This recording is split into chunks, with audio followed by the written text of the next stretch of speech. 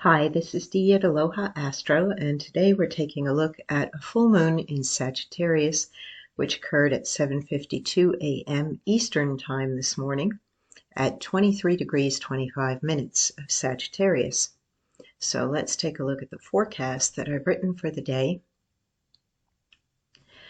Full moon in Sagittarius, Tuesday, June 14th, inspires you to utilize imagination and intuition as you take actions toward manifesting your dreams, while the moon forms a mutable T-square with the Sun in Gemini and Neptune in Pisces, as well as a trine aspect with Mars conjunct Chiron in Aries.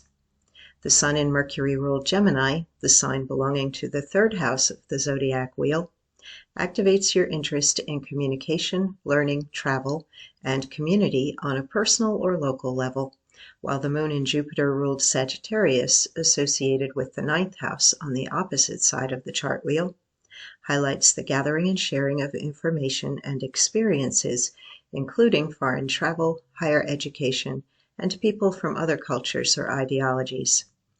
As the moon and sun oppose each other and are both interacting with Neptune, the planet of beauty, healing, and inspiration, in its ruling sign of psychic and spiritual Pisces, you could benefit from meditation, hypnosis, or the pre-programming of your dreams to find the answers to any questions you have.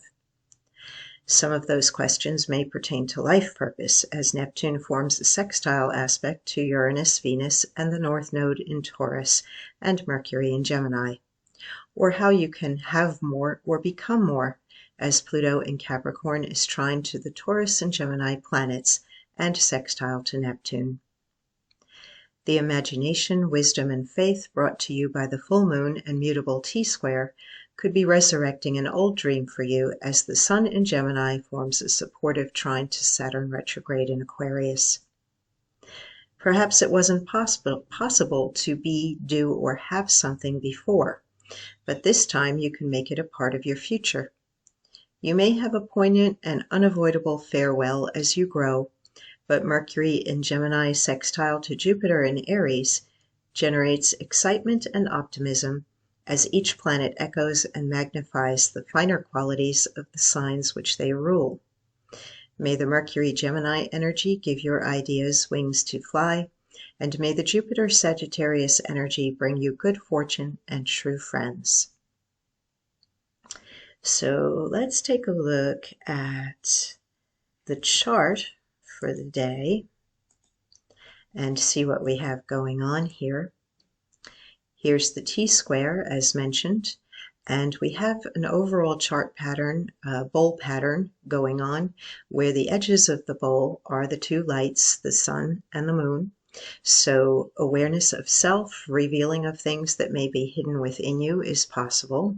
An expansion of awareness and consciousness, particularly on the mental level, because the moon in Sagittarius, as mentioned in the forecast, is associated with communication and thinking, learning, teaching house, as is the sun in Gemini. Both the third and the ninth houses have to do with that travel, thought, ideas, learning, teaching, communicating with others, getting out and being social, looking at your connection to the community at large. And we find that the bottom of the bowl, where both the lights are directed, is toward Neptune in Pisces, and Neptune has a lot of strength in its own ruling sign.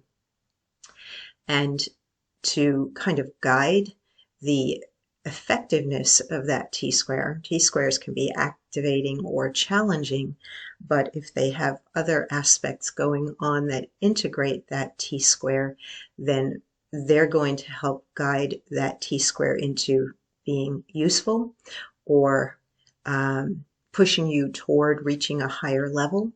And we have Neptune in that sextile to Pluto, in the sextile to Mercury, and then Mercury in the trine to Pluto. And that's where we find the willpower, determination, mind over matter, and the added belief that if you persist, you will achieve your goals. We also have the moon in favorable aspect to constructive Saturn, and this is very future oriented. We have a Sun and Saturn trine, which is also future oriented. However, Saturn's retrograde, so you're either going back over some old things or you're realizing that things may not happen very quickly. You're going to have to go through the steps or the process and perhaps correct things that are not working properly in order to have progress, especially while Saturn is creating these squares to the Taurus and Gemini planets. Will it come easily? Not necessarily. Is it worth the effort? Probably. Particularly while we have the moon in a trine to Mars and Chiron. There's a strong desire to either improve yourself or to become more self-sufficient. And with Venus conjunct Uranus, there's also this feeling of independence, or if you are having to interact with other people, then you want to be able to maintain your own power and your own individuality in those interactions. So I feel like it's a particularly good chart for advancement and for plotting a course for the future and for asserting yourself. There is always some harmony and cooperation that has to come about through both Gemini and Sagittarius. So finding the compromises or being able to be part of a team or group effort may be important as part of the lesson of this full moon. That doesn't mean you have to stay where you do not feel comfortable or where you're not being listened to or things just are not working. And part of what I think the Sun-Saturn trine and the moon sextile to Saturn is giving you is the ability to know the difference, whether your efforts are going to be rewarded in group situations or whether you're wasting your time. So let's take a look at the Sabian symbol. So we round up to 24 degrees of Sagittarius, a bluebird perched on the gate of a cottage. Keynote, the reward which meets every effort at integrating into a social environment for those who remain true to their own selves, which is kind of what we had going on in the chart. The bluebird is a symbol of happiness, but also it refers to what one might call a spiritually oriented mind, to which the color blue relates, especially when a bird is mentioned. A cottage is normally a part of a community, and the implication is that its inhabitants are well adapted either to the life of the community or to their more or less isolated togetherness. Well, it seems as though separate while being a part of the rest of the community. This is a fourth stage symbol, and it suggests that the essential technique for successful living is the development of a consciousness in which peace and happiness dwell. Now we're hearkening back to some of the Jupiter-ruled Sagittarius energy as well as the Pisces-Neptune energy, where peace and harmony are the ultimate goal. There is also a hint that good fortune is going to bless your life. And the last thing I do before I do the recording is pull up the Sabian symbol. I look at the chart, then I look for the picture that I feel is going to represent the energy of the day. And then I write the forecast. The last thing I do is pull up the Sabian symbol that the moon is in. And in my last sentence, I felt strongly to say that, hopefully good fortune is coming your way. And it's here too in the Sabian symbol. So I have a strong feeling that in some area of your life, possibly whatever house the moon is transiting in your own natal chart, is where you will experience that good fortune. So that is it for the forecast today.